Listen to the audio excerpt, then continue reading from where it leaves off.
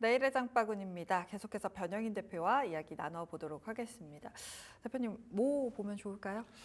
글쎄 오늘 종가에 대한 실망감이 너무나 크니까 맞아요. 사실 이 어떤 걸 좀 사는 게 좀 의미가 있을까라는 생각도 드는데 네. 일단 일정의 관점에서는 우리가 일단 어닝 시즌에 좀 돌입을 하게 되고요. 여기도 해서는 단기적인 어떤 일정 이벤트 내지는 수급에 이점이 있는 그런 종목군들에 대한 매매가 좀 유효하지 않을까라는 좀 관점에서 봤는데 일단 10월 1일입니다. 내일 산업통상자원부에서 9월 수출입 동향을 좀 발표한다라고 하는데 내일 이제 휴일이니까 네.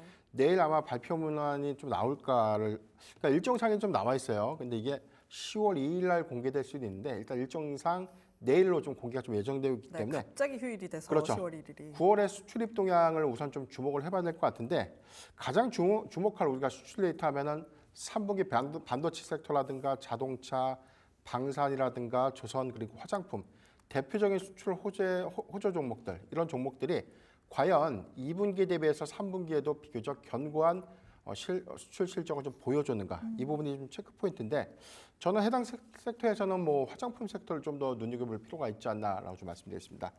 일단 상반기 화장품 수출 데이터를 보면 우리가 작년 대비해서는 굉장히 큰 폭의 좀 성장률을 좀 보였고 이 부분이 1분기에 이어서 2분기까지 확대되는 모습을 좀 보였는데 우리가 3분기 실적의 경우는 7월 수출 데이터 그리고 8월 수출 데이터와 내일 발표될 9월 수출 데이터를 모두 다 종합을 해보면 3분기 수출 지표에 대한 어떤 기대 요인들 그래서 이 부분은 3분기 실적과 좀 연결돼서 얼마만큼 많은 성장을 좀 이뤘는가 이런 부분을 좀 확인할 수 있는 어떤 단서가 되지 않을까라고 좀 보고 있는데 7월 화장품 수출 실적을 보면 작년 대비 27%가 증가가 됐고요. 8월 경우에는 21% 그리고 9월 1일부터 10일까지 발표된 잠정 수출 데이터는 34%가 좀 증가됐는데 작년 대비해서도 증가한 게 굉장히 좀 중요한 포인트지만 작년뿐만이 아니라 전월 대비 즉 7월 대비 8월 그리고 8월 대비 9월의 기점으로 보면 계속해서 월별로도 증감 추세가 유지가 좀 되고 있었다는 어떤 차이점이 있었습니다.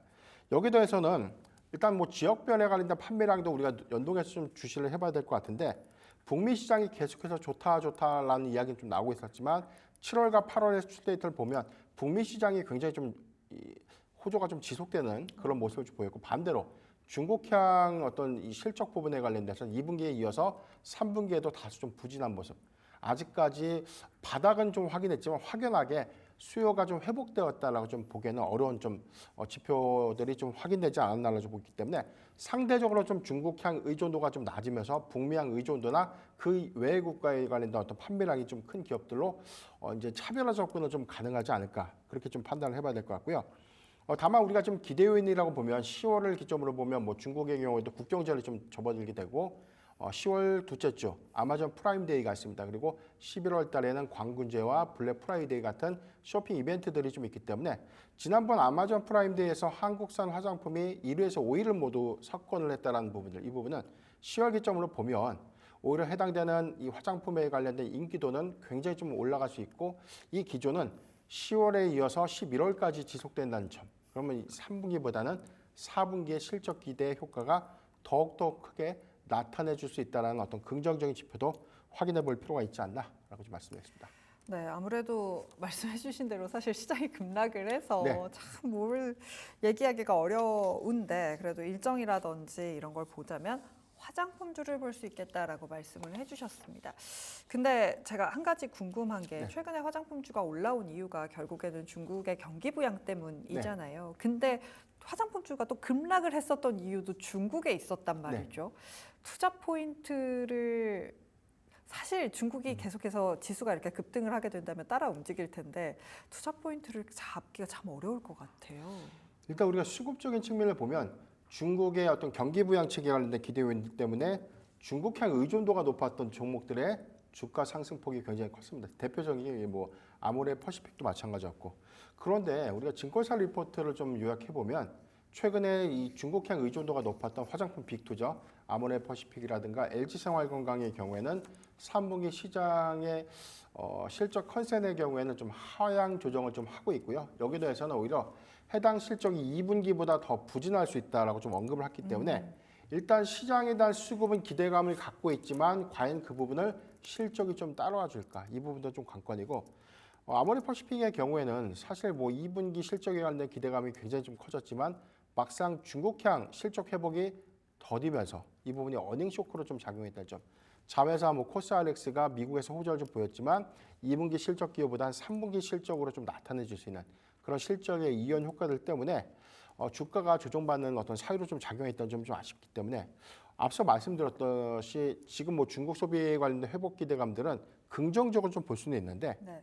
가장 중요한 우리가 실적 기조까지 가져갈 것인가 이 관점에서는 3분기 실적의 체크가 먼저 확인이 돼야 될 필요가 있다라고 좀 볼 수 있고 그래서 저는 뭐 최근에 중국향 의존도가 좀 더 높았던 그리고 중국향 사업을 하고 있는 기업인데 아직까지 3분기에 관련된 실적의 정체 요인들이 좀 남아있는 대표적으로는 뭐 아모레퍼시픽, LG생활건강이라든가 뭐 ODM사의 경우에는 코스맥스가 그런 예예요. 한국콜마의 경우에는 중국향 의존도 있지만 북미 시장으로서 선크림, 선케어 제품들에 대한 판매량들이 좀 호조하면서 이런 어떤 이익 상세 부분을 충분히 좀 해지했다. 이런 관점에 대한 차이가 있고 상대적으로 그래서 미국향 그리고 일본이라든가 뭐 신흥국에 관련된 어떤 이 수출량들이 늘어났던 기업들의 경우에는 2분기 대비 3분기 실적 기대감들이 조금 더 남아있다라는 관점에서 물론 뭐 중국이 빠르게 좀 회복을 해주면 좀 좋겠지만 그래도 실적에 관련된 기조에서 어닝미스가 일어난다면 큰 폭의 또 조정은 좀 불가피하지 않을까 이런 관점에서 보면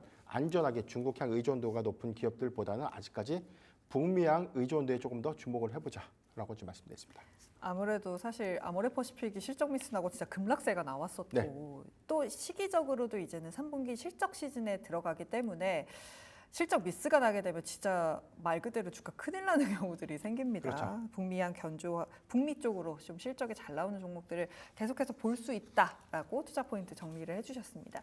그렇다면 화장품주 내에서 탑픽으로 보고 계신 종목들은 어떤 게 있을까요? 네, 우선 수출 데이터가 9월 달에 확정되지는 않았는데 최근에 제가 이 주변 이 투신사들로부터 이제 확인했던 그런 내용들 좀 종합을 해보면 일단 북미향 실적도 약간의 실적 피크가 좀 있을 수는 있다라는 이야기들이 좀 나오고 있어요.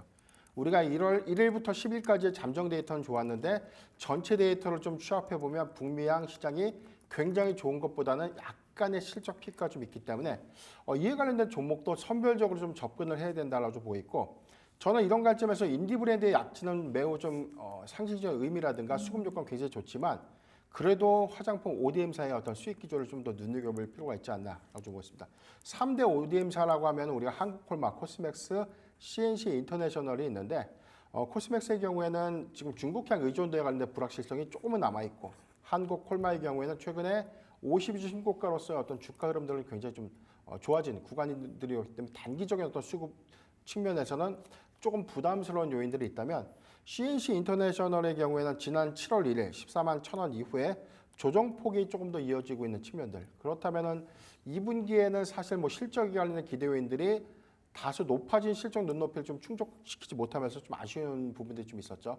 이 부분이 3분기에는 이 공장의 가동 그러니까 작년에 증설 투자를 했던 이 공장이 9월부터 좀 가동을 하게 되는데 현재 립 제품 1억 개를 좀 만들었다면 전체 양산 캐파가 1억 7,500만 개로 좀 확대되는 부분들 때문에 전체 매출 포션의 70%가 또 북미에서 이루어집니다. 이런 것들이 3분기보다는 4분기의 실적 기여 효과로 분명하게 좀 나타내주지 않을까라는 기대 요인을 우리가 좀 주목해 볼 필요가 있지 않나라고 좀 말씀드리겠고요. 10월에 아마존 프라임데이, 뭐 11월에 블랙 프라임데이 같은 대규모 쇼핑 이벤트들의 경우에는 고객사들에 대한 판매량들이 좀 더 증가가 된다면 오히려 발주량의 증가로 좀 이어질 수 있는 부분들. 그래서 저는 10월을 기점으로 보면 11월 내지는 12월의 양산 물량에 대한 선주문분이 매출로 좀 확인될 수 있기 때문에 3분기보다 4분기의 실적 확장 이 부분을 좀 주목해 보자라고 말씀드리겠습니다. 네, 그렇다면 가격적인 전략도 여쭤봐도 괜찮을까요? 네, 지금 가격적인 측면에서 저는 한 92,000원대를 좀 예상을 했는데 오늘 일부 낙폭을 좀 축소하는 모습을 보였기 때문에 94,000에 종가 마감을 했지만 저는 한 95,000원 미만은 충분히 분할 매수로서 접근은 좀 가능하다라고 좀 말씀드렸고요. 통상적인 3분기 실적 발표가 11월 15일까지입니다. 그렇다면 화장품 섹터의 경우에는 동사의 경우에는 한 11월 초 정도에 실적 발표가 있다는 것들을 좀 가정해 봤을 때 쇼핑 이벤트에 관련된 어떤 수출 데이터 그리고 이후에 화장품 수출 데이터에 대한 약진 부분들 때문에 수급적인 어떤 이점을 고려해 보면 저는 실적 발표 전일까지 모아가는 전략은 좀 유효하다라고 좀 말씀드렸고 목표가는 12만 원 그리고 손절가 83,000원을 제시해 드렸습니다. 네, 아무래도 화장품주들은 사실 실적을 좀 늦게 발표하잖아요. 네. 그러다 보니까 11월까지 실적 발표 전까지는 충분히 긍정적으로 보는 부분 있다라고 말씀해 주셨습니다. CNC 인터내셔널 들어봤습니다. 기업공시연구소의 변영인 대표와 함께 이야기 나눠봤습니다. 잘 들었습니다.